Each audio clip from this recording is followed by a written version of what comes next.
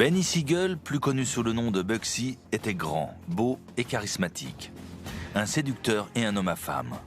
Mais c'était aussi un gangster et un meurtrier qui avait beaucoup d'ennemis. Un soir de juin 1947, il est allé chez sa maîtresse à Los Angeles avec un ami. Son amante était absente et les deux hommes faisaient comme chez eux.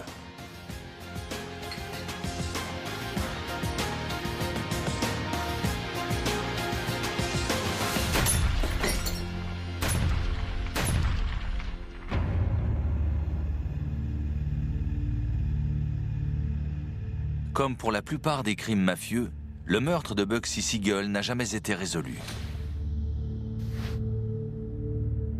Mais le nom qui a toujours été associé à son assassinat est le nom qu'il aurait le moins soupçonné. Celui de son meilleur ami, Meyer Lansky.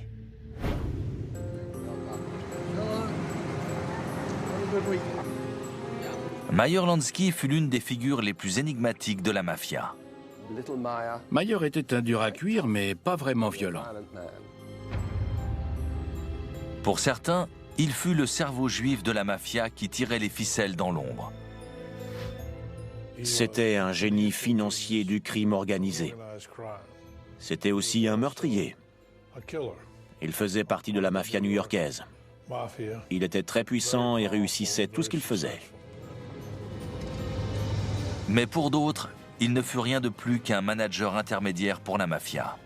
Une sinistre réputation engendrée par le battage médiatique et l'hystérie collective. Des preuves solides ont révélé qu'il n'était pas le cerveau que tout le monde pensait qu'il était, ou que lui-même pensait être. Cerveau de la mafia ou victime de sa propre légende. Nous allons tenter de percer l'énigme de Meyer Lansky.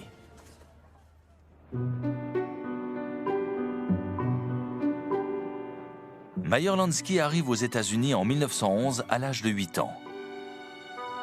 Lui et sa famille sont des immigrés juifs qui ont fui les violents pogroms antisémites de leur Russie natale.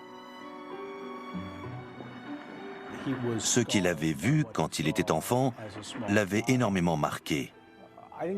Je pense que Meyer était déterminé à combattre l'antisémitisme et à ne pas se rendre, comme l'avaient fait les Juifs en Russie ou en Pologne, ou même comme l'avait fait son père.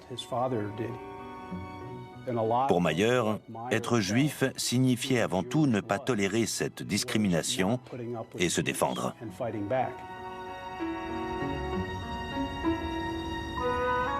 Sa famille s'installe dans le Lower East Side de Manhattan, ghetto juif de New York. Il a grandi dans un quartier très difficile de New York. Quelle que soit votre taille, il fallait savoir vous défendre. Il fallait pouvoir recevoir des coups et en donner. Et il était petit.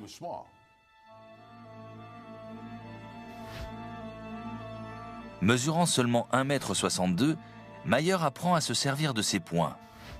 Et il a rapidement des démêlés avec la justice.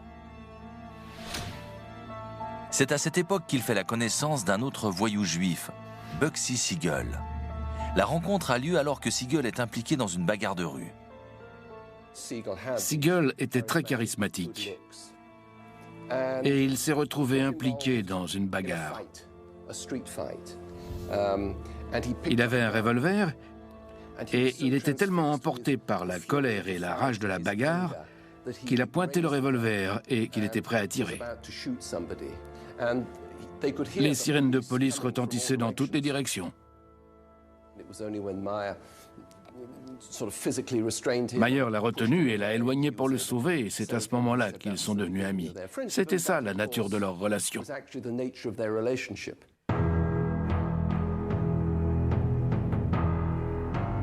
Lansky est le cerveau, Siegel est la force.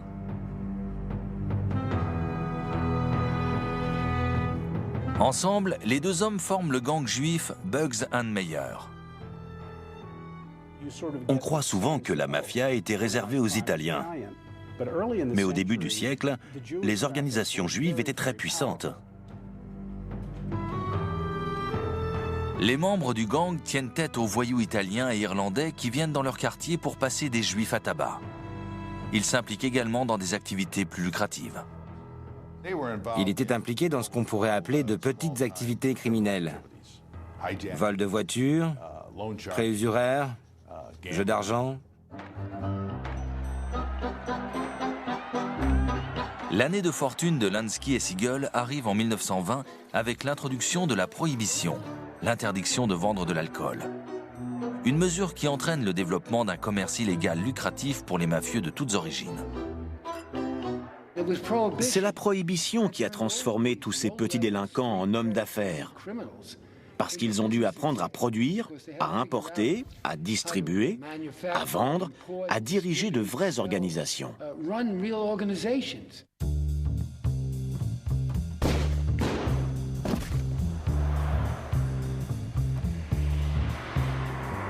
Le gang Bugs and Meyer se fait rapidement une place sur la scène des gangs new-yorkais.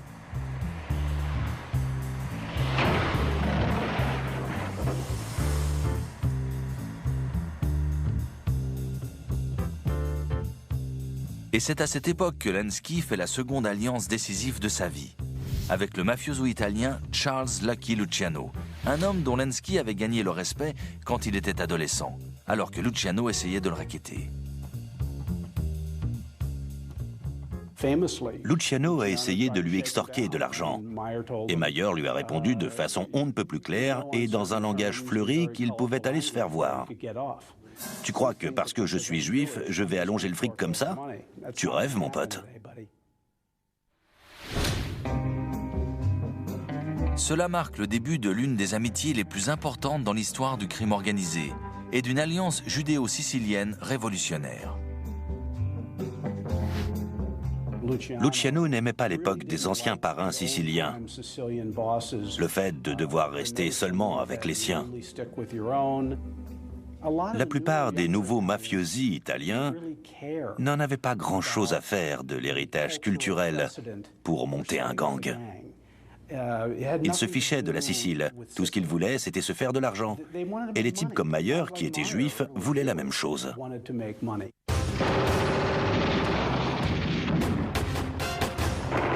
Aux côtés de Lansky, Luciano se ferait un chemin par les armes jusqu'au sommet de la pègre new-yorkaise.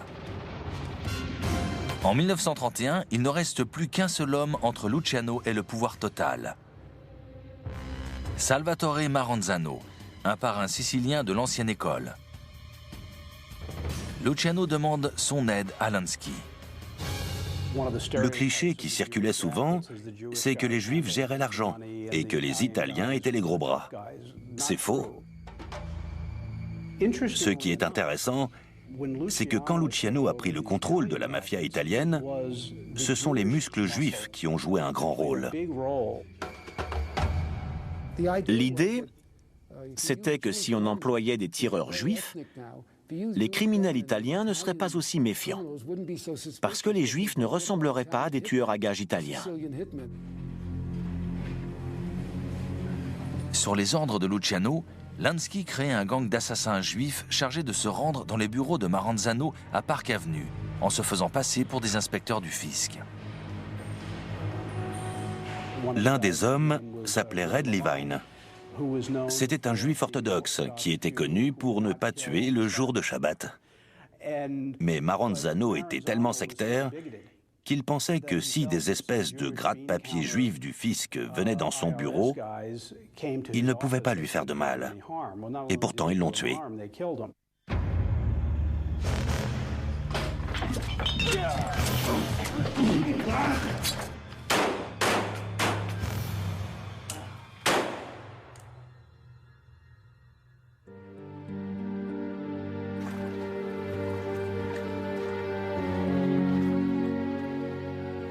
Une fois Maranzano éliminé, Luciano devient le roi de New York et commence à mettre en place la structure de la mafia moderne.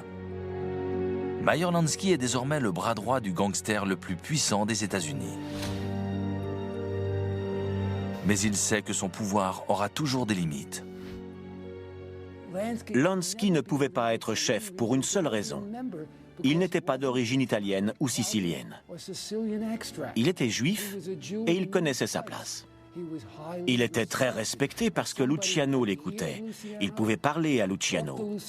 Et c'était un excellent entrepreneur pour les projets criminels. Mais ça n'a jamais été un personnage influent ou qui a eu une quelconque autorité.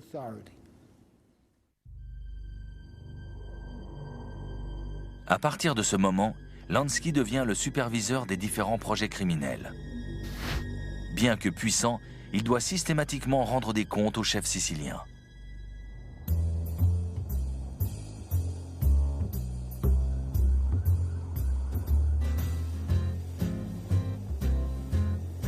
Plus tard, il se marie et fait 3 enfants. Son fils aîné, Buddy, est atteint de paralysie cérébrale. Mais à part ça, il mène une vie agréable. Il quitte son ancien immeuble du Lower East Side et emménage dans un appartement du très luxueux Majestic Building surplombant Central Park dans le quartier de l'Upper West Side. Avec l'abolition de la prohibition en 1933, il se lance dans un nouveau business qui va jouer un rôle déterminant dans sa vie.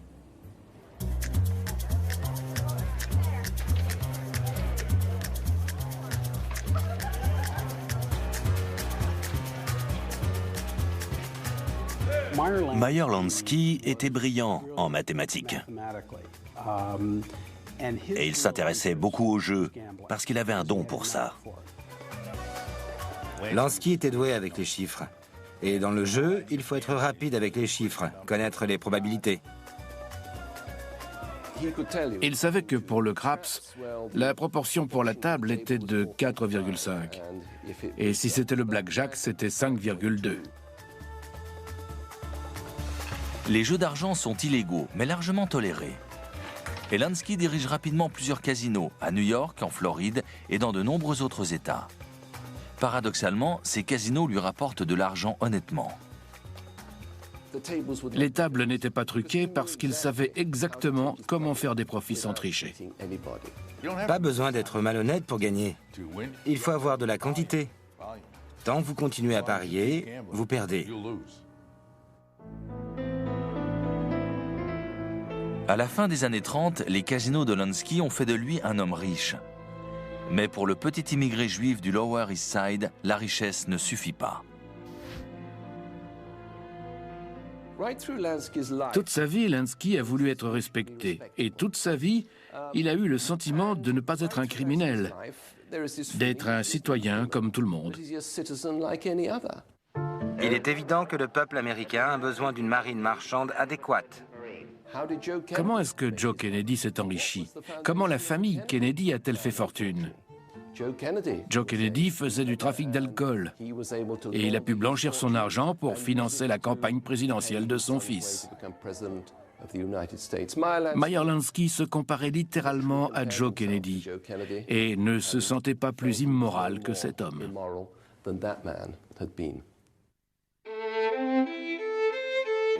Il avait un côté snob. C'était quelqu'un qui avait étudié l'histoire, qui prenait des cours particuliers pendant que ses amis allaient courtiser des filles. Lansky inscrit son deuxième fils, Paul, à la prestigieuse académie militaire de West Point. Il prenait beaucoup de notes. S'il entendait ou voyait un mot qui l'interpellait, il le notait dans un carnet. Je me souviens qu'il avait écrit par exemple « Vérifier la prononciation de Thucydide ».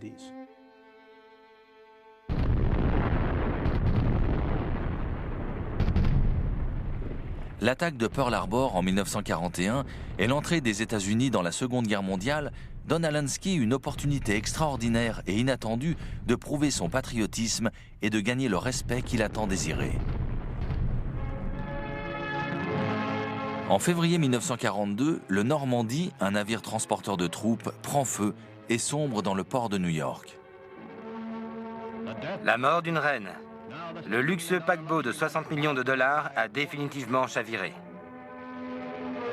La Navy soupçonne un sabotage.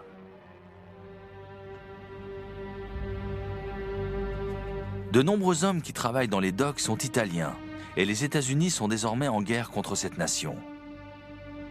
Quand la Navy tente d'enquêter, elle trouve sur le front de mer un monde fermé, impénétrable. Les dockers ne sont pas du genre à être sympas avec les hommes qui portent un uniforme du gouvernement et qui leur disent « Balancez-nous des noms ». Donc Roosevelt est désemparé face à ça. Pearl Harbor vient juste de se produire, la Navy lui explique « Monsieur le Président, on n'a aucun contrôle sur les docks ». Roosevelt répond « Comment ça, on n'a aucun contrôle sur les docks? On est le gouvernement américain. » Eh bien, Monsieur le Président, vous avez été gouverneur de New York. Vous vous rappelez qui contrôlait les docks?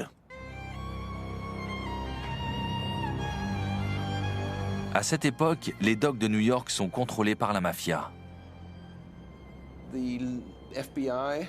Le FBI et les services de renseignement se sont rendus compte que la seule façon de découvrir ce qui se passait sur le front de mer de New York, c'était de trouver un accord avec ce qu'on appelait la pègre, notamment Lucky Luciano. Mais le problème, c'est que Luciano était en prison.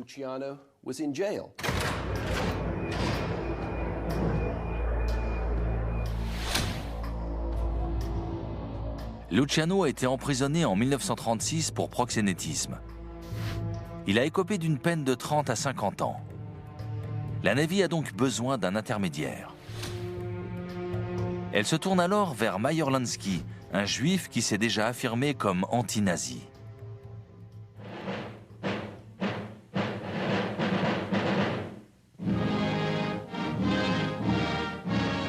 Dans les années 1930, la communauté juive de New York a été menacée par la montée du Bund germano-américain pro-nazi. Les leaders juifs se sont alors tournés vers Lansky, l'un des rares membres de leur communauté à avoir le courage d'affronter les nazis. Les Bund se sont retrouvés assiégés par les hommes de Meyer. Meyer et Ben Siegel allaient à certains de leurs rassemblements et les tabassaient. Ils les frappaient sur la tête avec des battes et terrorisaient vraiment les membres du Bund.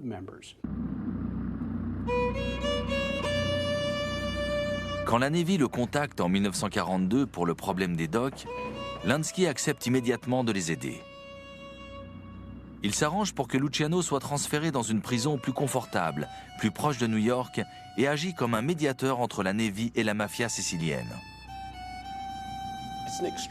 C'est une histoire incroyable. Lansky leur a dit « Est-ce que Luciano peut être transféré ?» Et il y a eu une enquête officielle là-dessus après la guerre. On a retrouvé les documents où il était écrit « Transférez Luciano. Monsieur Meyer Lansky va venir lui rendre visite. Ne demandez pas son passeport à Monsieur Lansky, ne relevez pas ses empreintes. » Ils ont conclu un marché grâce auquel Luciano a pu aller voir ses hommes en prison, chose qu'il ne pouvait pas faire avant.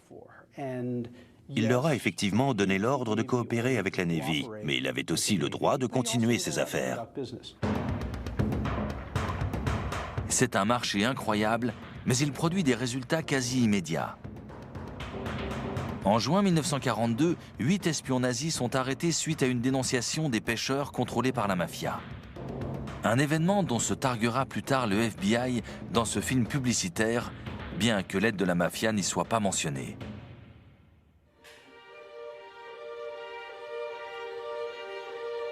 L'année suivante, la mafia a une opportunité encore plus spectaculaire de participer à l'effort de guerre. L'invasion de la Sicile, terre d'origine de la mafia. Meyer Lansky et Lucky Luciano ont fait venir des contacts siciliens à New York pour assister les services de renseignement de la marine. Ils les ont aidés à dessiner les plans, à déterminer les marées, à savoir quels étaient les endroits stratégiques pour une invasion, où se trouvaient les plages et où étaient les bastions nazis.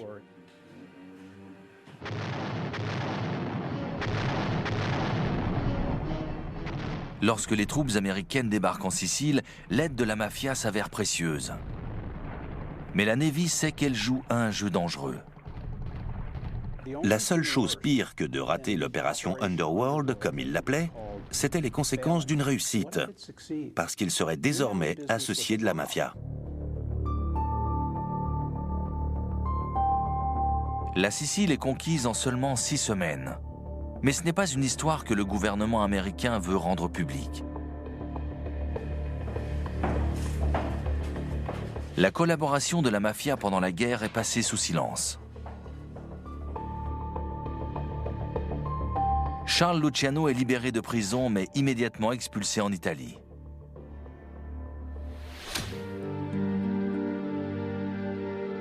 Quant à Lansky, il comprend qu'aux yeux du gouvernement, il restera toujours un voyou. Son patriotisme ne lui a pas apporté le respect qu'il attendait. Et s'il veut vraiment laisser la rue derrière lui, il doit se débarrasser d'un autre boulet à son pied, Bugsy Siegel. Siegel continue à tuer des gens, même après que Meyer avait pris ses distances avec le gang Bugs and Meyer. Bugsy Siegel était cinglé. Il était complètement fou.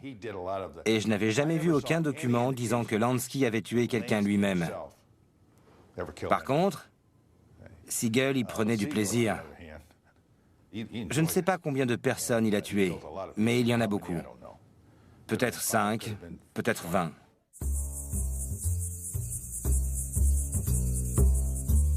Siegel avait déménagé en Californie, où son physique de star de cinéma l'avait aidé à faire son entrée sur les plateaux d'Hollywood. Mais son rêve se trouve ailleurs, à quelques heures de voiture, dans une ville en plein désert appelée Las Vegas. Il y avait quelques salles de jeux délabrées dans cette ville du désert qui s'appelait Las Vegas. Et Siegel a réalisé que ces lieux poussiéreux et décrépits avaient le potentiel pour devenir quelque chose de plus important.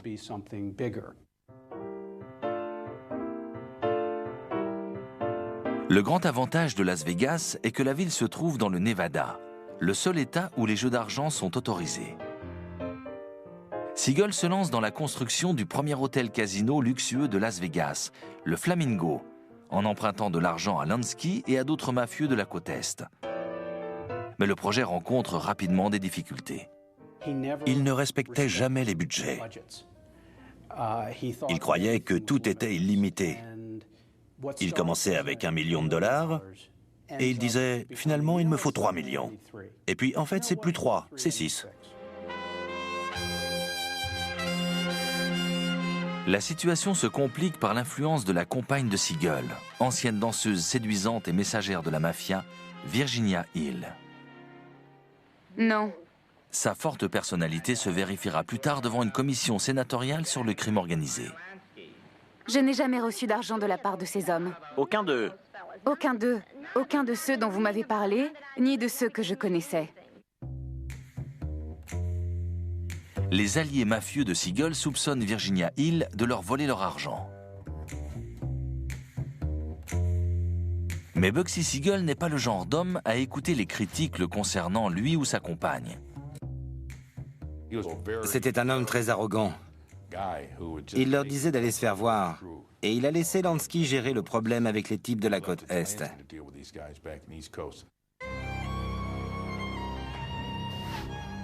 Meyer a supplié Ben Siegel de régler les problèmes du Flamingo, de commencer à respecter un peu plus les investisseurs, d'arrêter de faire la fête à Hollywood. Mais vous n'allez pas dire à un homme de 41 ans qu'il n'aura pas de bonbons s'il n'est pas sage. Les hommes de Siegel finissent par perdre patience.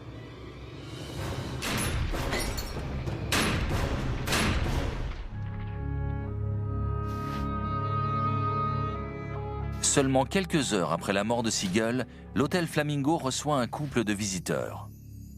2 hommes, Moe Sidway et Gus Greenbaum, sont entrés au Flamingo et ont dit « C'est nous les patrons maintenant ». Quelqu'un a répondu « C'est l'hôtel de Ben Siegel ». Et ils ont dit « Ben est mort ». Moe Sidway et Gus Greenbaum sont tous les deux des associés de Meyer Lansky. Il est inconcevable que Lansky n'ait pas été au courant du sort qui attendait son vieil ami. 40 ans plus tard, après la mort de Lansky, la deuxième épouse de Lansky, Teddy, sera interrogée à propos du meurtre. Je crois qu'il avait de la peine pour la famille. Et ils étaient amis quand ils étaient plus jeunes. D'après certains rapports, il serait impliqué dans le meurtre. Je ne crois pas. Parfois, les circonstances vous font croire certaines choses. Mais il n'aurait jamais pu être impliqué directement dans une affaire comme celle-là. Directement? Oui.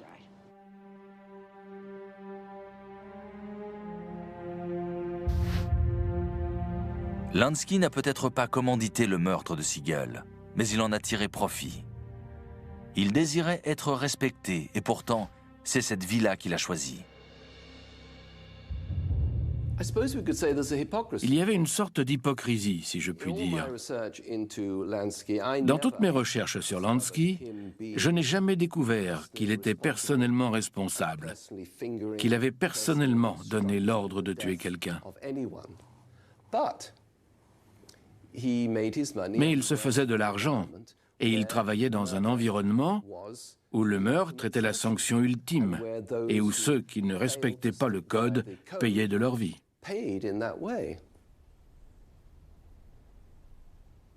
L'image de Lansky comme dangereux gangster est sur le point de devenir de notoriété publique.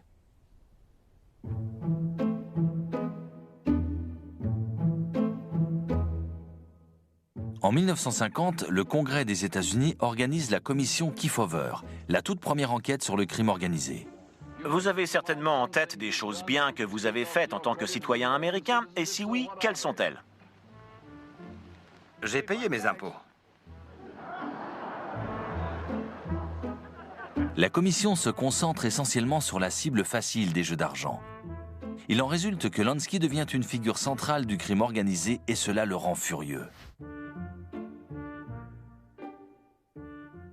Pendant une pause à l'audience, Mayer a dit à Kefauver, « Sénateur, je ne sais pas ce que vous avez contre le jeu. Vous jouez bien, vous. » Et Kefauver a répondu, « C'est vrai, j'aime bien jouer, mais je ne veux pas que les gens comme vous tiennent les rênes.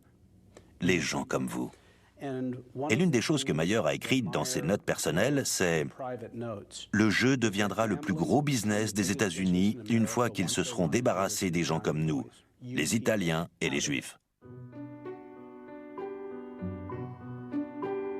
En effet, le sénateur Kefauver parie aux courses hippiques, ce qui est parfaitement légal.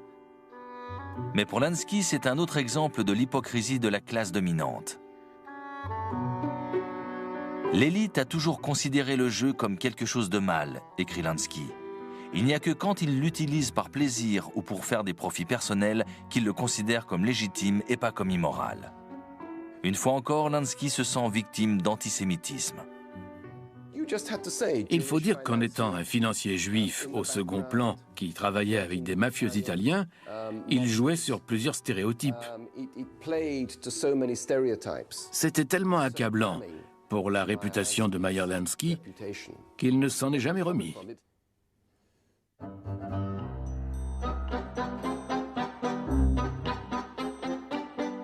À la suite de la commission Kefauver, des mesures sévères sont prises contre les casinos illégaux, comme ceux que Lansky possède à New York, en Floride et dans d'autres États. Ceci est un avertissement pour tous les racketteurs et gangsters. Les gens de leur espèce ne seront pas tolérés à San Francisco. Le rêve de Lansky d'être respecté semble plus éloigné que jamais. Mais alors qu'une porte se ferme, une autre s'ouvre.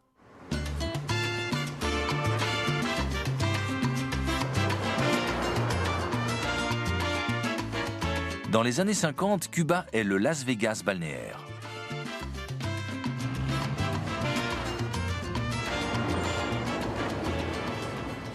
La Havane était encore mieux que Las Vegas.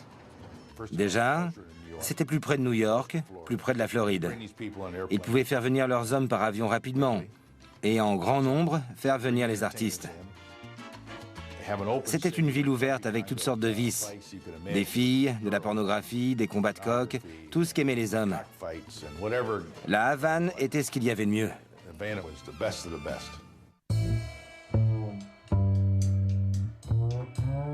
En 1953, Lansky est invité à Cuba par le dictateur cubain Fulgencio Batista pour l'aider à gérer les casinos du pays.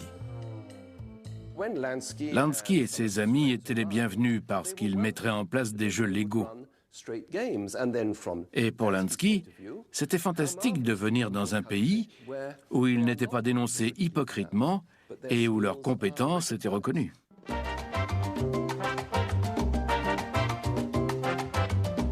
Lansky contribue à transformer la Havane en terrain de jeu des États-Unis, où l'élite peut profiter de tous les vices qui lui sont interdits dans son pays moralisateur.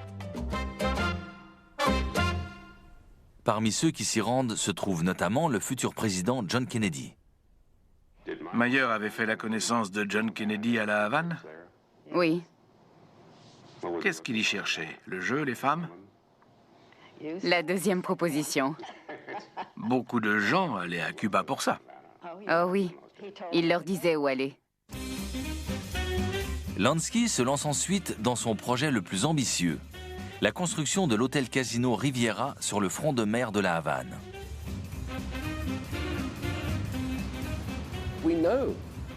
On sait, grâce à l'hôtel Riviera, qu'au milieu des années 50, il valait 17-18 millions de dollars, ce qui était énorme à l'époque.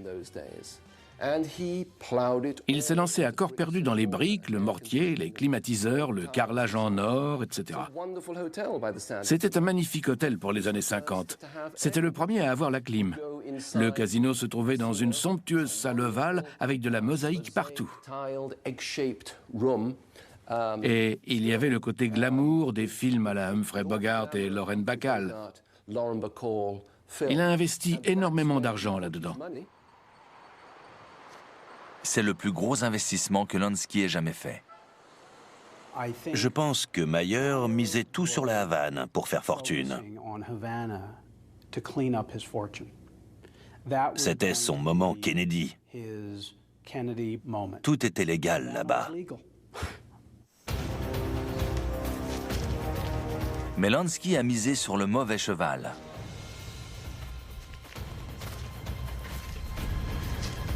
Au moment où l'hôtel Riviera ouvre en 1958, les rebelles gauchistes de Fidel Castro se rapprochent de la capitale.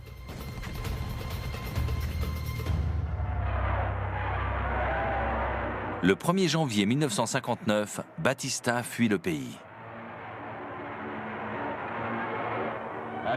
Au début, la foule célébrait la victoire en défilant et en applaudissant calmement dans la ville.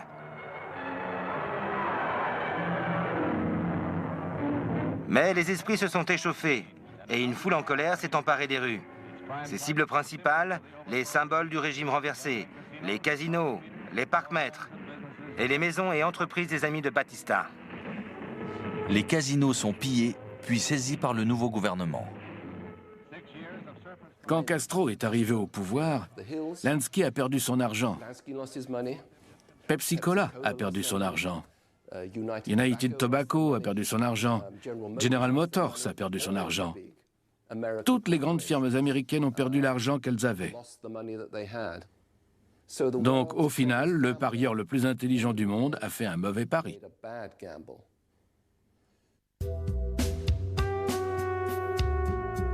Lansky emménage définitivement à Miami. Il a presque 60 ans et sa santé se dégrade. Mais son retour aux États-Unis coïncide avec une nouvelle offensive contre le crime organisé. Le procureur général Robert Kennedy dresse un sinistre portrait de la montée de l'anarchie avec la mafia. Il l'a décrit comme le gouvernement du jeu organisé, du trafic de stupéfiants, de l'extorsion, du racket et de la corruption de syndicats. Avec Robert Kennedy au département de la justice, la pègre est dans le collimateur du gouvernement. Lansky est toujours considéré comme le cerveau de la mafia et se retrouve en permanence sous surveillance.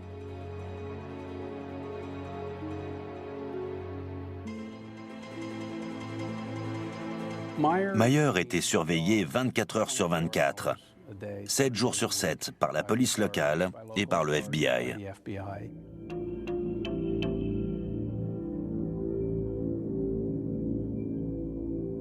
Je les connaissais tous, c'était mes copains. Si je les voyais au champ de course, je leur disais « Je vais vous dénoncer au FBI ». Vous n'êtes pas censé jouer. Une fois, ils ont demandé à sa femme « Est-ce que votre mari a des gardes du corps ?» Elle a dit oui, le FBI. Ils étaient toujours là.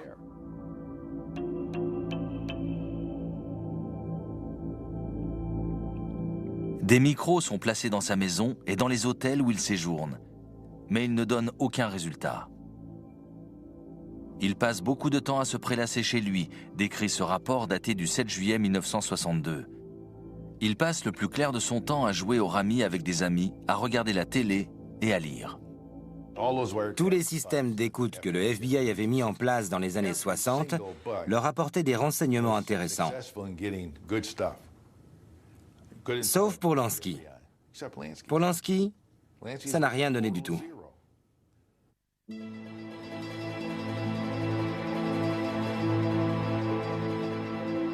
Le système d'écoute enregistre tout de même une conversation qui entrera plus tard dans la légende de la mafia. Elle se déroule le 27 mai 1962. Pendant que le sujet et sa femme regardaient la télévision, indique le rapport du FBI, l'invité de l'émission a dit que la mafia était la deuxième plus grande organisation après le gouvernement. Lansky a dit à sa femme que la mafia était plus grande que US Steel. Les mots exacts de Lansky ne sont pas écrits et la bande est réutilisée, mais le rapport sera plus tard divulgué à la presse.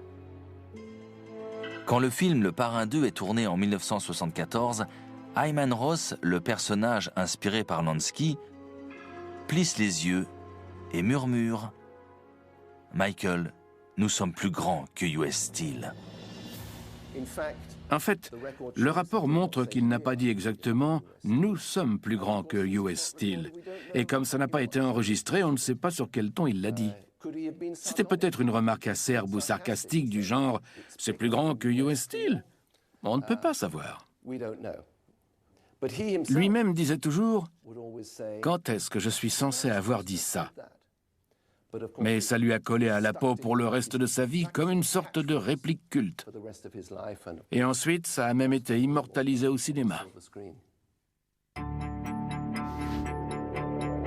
En mars 1970, la police réussit enfin à arrêter Lansky à l'aéroport de Miami pour détention de stupéfiants. J'ai toujours pensé que l'histoire de la drogue en 1970 était une farce. Parce que les charges retenues contre lui étaient qu'il quittait le pays pour aller en vacances au Mexique avec sur lui des médicaments sans ordonnance.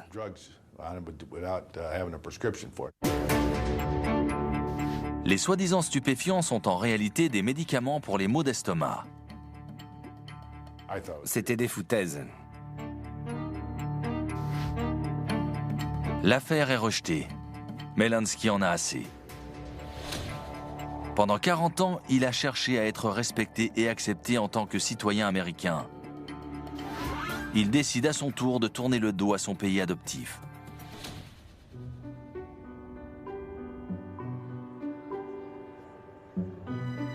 En juillet 1970, il déménage en Israël et fait une demande de naturalisation.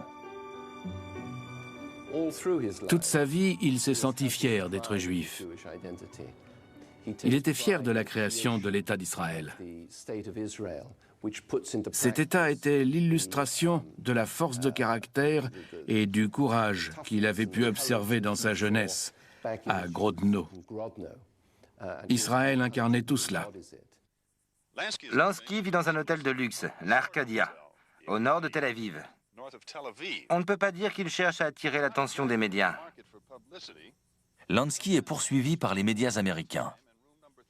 Mais il accorde une rare interview à la télévision israélienne et se présente comme victime de persécution. Monsieur Lansky, si les accusations portées contre vous sont fausses, pourquoi ne retournez-vous pas aux États-Unis pour demander à ce que justice soit faite? Bien que je croie en la justice américaine, je pense que j'aurai beaucoup de mal à obtenir un procès juste. Êtes-vous un juif croyant? Non, je ne suis pas un juif croyant. Mais je suis un juif. Dans mon cœur. Il se disait certainement « on est tous une famille ». Ils vont me laisser rentrer. Il y a la loi du retour. Ce qu'ils n'avaient pas prévu, c'est que ce serait un sujet politique brûlant.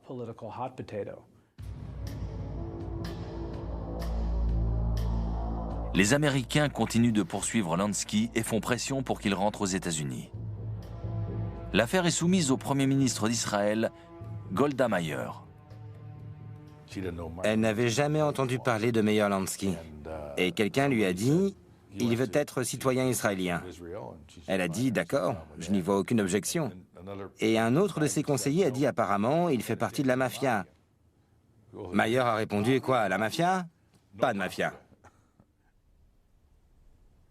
La demande de naturalisation de Lansky est refusée et il est expulsé d'Israël.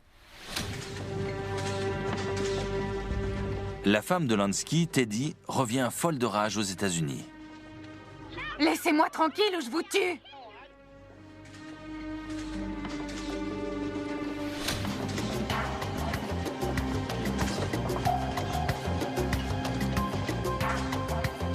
Lansky est immédiatement arrêté.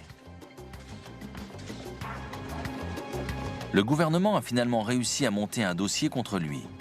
Un dossier qui repose sur le témoignage d'un petit gangster devenu informateur pour la police, surnommé Fat Vinny. Fat Vinny s'appelait Vincent Teresa. C'était un voyou du Massachusetts. C'était un voleur et un racketteur. Et il a été témoin fédéral pour 38 procès concernant la mafia. Fat Vinny affirme qu'en 1968, il a effectué 2 livraisons d'argent liquide à Meir Lansky, correspondant aux revenus du Colony Club Casino de Londres.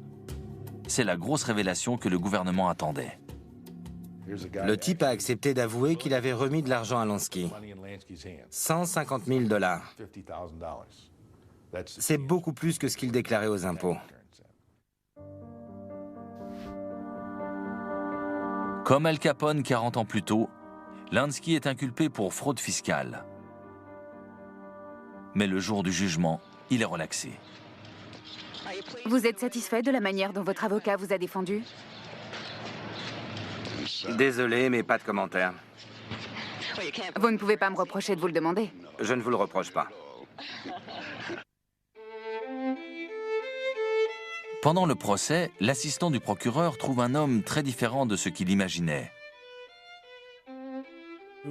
C'était un gentleman, pas un mafieux. Il était évident qu'il avait beaucoup lu.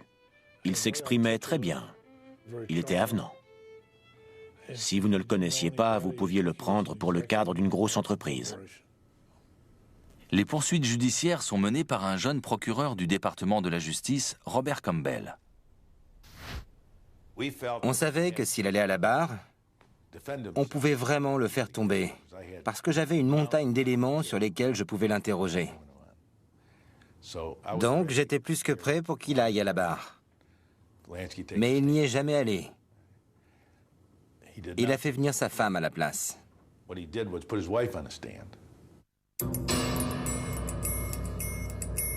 Teddy Lansky montre des reçus d'hôtel pour prouver que son mari était à Boston au moment où Fat Vinny prétend lui avoir remis de l'argent à Miami.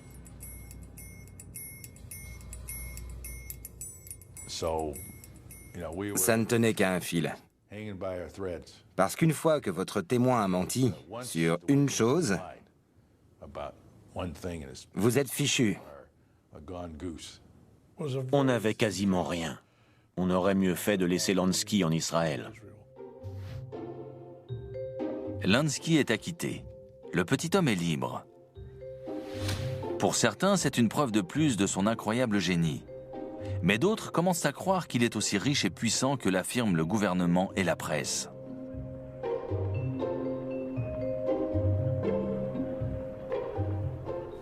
Il vivait très modestement. On ne l'a jamais vu dépenser de grosses sommes d'argent. Il avait des costumes, mais un costume, ça ne coûte pas si cher que ça. Il avait un train de vie modeste. Au bout du compte, Lansky était-il le cerveau de la mafia ou comme il l'affirmait lui-même, un investisseur à la retraite qui vivait d'une modeste pension. La vérité éclate seulement en 1983. Lansky meurt dans son lit des suites d'un cancer. Ses proches se rassemblent pour la lecture du testament. Ils espèrent eux aussi qu'il va révéler une fortune cachée.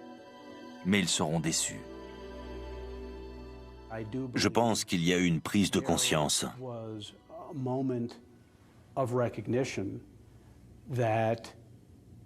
On s'est rendu compte que la réalité était très différente de ce qu'on avait imaginé.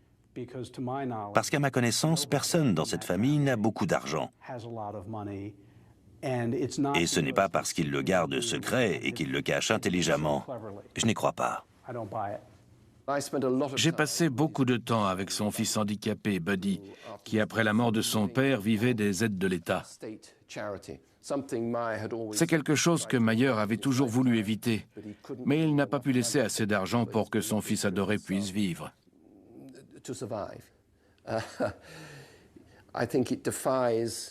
Je pense que ça défierait les règles du comportement humain de refuser un tel confort. Et pour prouver quoi? Meyer Lansky n'a jamais été le parrain tout-puissant que certains avaient imaginé. Il a perdu la majeure partie de sa fortune à La Havane en 1959. Sous surveillance permanente par le gouvernement, il s'est effectivement retrouvé à la retraite à partir de 1960 et il a dépensé quasiment tout ce qui lui restait dans ses diverses batailles juridiques. Comment vous décririez-vous? Comme un être humain. Il se voyait comme la victime d'un gouvernement hypocrite et même antisémite. Mais Meyer Lansky n'a jamais été le génie que le public américain imaginait. Il brillait seulement en comparaison avec les autres gangsters. La plupart des mafieux ne sont pas instruits. Donc, on ne part pas d'un niveau très élevé. Alors quand un type doué avec les chiffres comme Lansky arrive, il se démarque forcément. Il était doué par rapport aux gens qui l'entouraient. Mais ce n'était certainement pas un Bill Gates ou un Warren Buffett. Des preuves solides ont révélé que Meyer Lansky, l'homme d'affaires, n'était pas le cerveau que tout le monde pensait qu'il était, ou que lui-même pensait être.